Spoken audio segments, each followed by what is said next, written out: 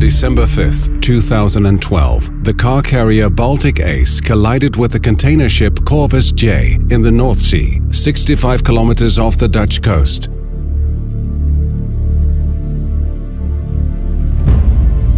The Baltic Ace sunk within 15 minutes. 13 of the 24 crew members survived the accident. The 150-meter-long, 25-meter-wide wreck lay in one of the world's busiest shipping lanes, which provides access to the port of Rotterdam. In 2013, Rijkswaterstaat investigated what to do with the Baltic Ace. The wreck hindered a swift and safe passage for marine traffic. In addition, potentially dangerous substances from the wreckage and from the 1,417 cars on board might be released into the sea. The wreck contained nearly 540,000 liters of oil in its tanks. Only complete removal of the wreck could eliminate the risks to the environment and to the marine industry. In March 2014, Rijkswaterstaat commissioned affiliate partners Boskalis Nederland BV and Mammoet Salvage to ensure a clean seabed before December 31, 2015. Due to winter weather conditions, salvage operations could only take place between March and October. Recovery was therefore split into two phases. In 2014, the oil was removed and the wreck was prepared for salvage, which would take place in 2015. The solidified oil could not be pumped out directly. Therefore, Boskalis used the hot tap method, combined with heating elements. The oil in the tanks was first heated, after which it was pumped out. The oil removal was completed within 2 weeks.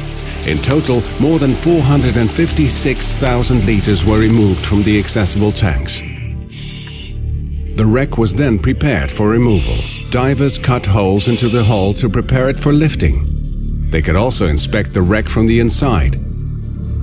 These deeper investigations revealed that the Baltic Ace's construction was so damaged that it was not possible to lift the wreck in 6 large sections as originally planned.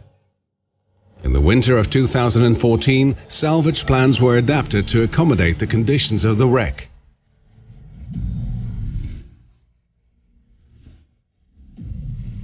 On April 4, 2015, workships began the salvage operation. A special wire-cutting system was used to cut the Baltic Ace into 8 sections. Using cutting wires 80 to 120 meters long, the wreck was cut with great precision. For the first time ever, 2 floating barges were used for the cutting activities in order to achieve more flexibility. To accommodate the motion of the waves, Boskalis developed a special heave compensation system for the cutting wires.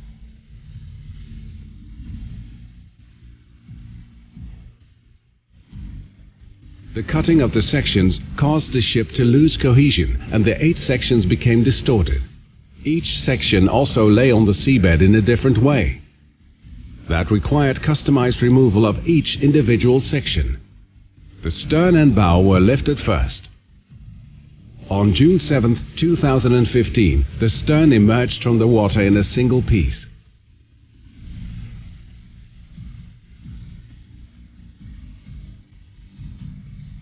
The bow, the heaviest piece at 1,500 tons, followed 12 days later.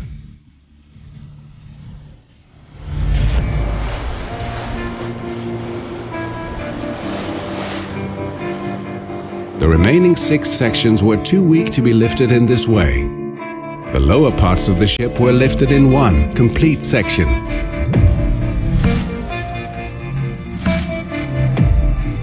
The rest of the wreckage was removed using a large salvage grab. Heavy storms in the summer of 2015 hindered the work. Nevertheless, the last large pieces of wreckage were removed in late August. In order to deliver a clean seabed, the salver also had to remove all of the debris and loose auto parts. The seabed was checked using various scans. Based on these scans, divers removed the last remaining parts. More than 18 ships and 150 people took part in the salvage operation. In total, nearly 13,000 tons of wreckage was removed. Janssen Recycling Group in Vlaardingen dismantled the wreckage in a sustainable way.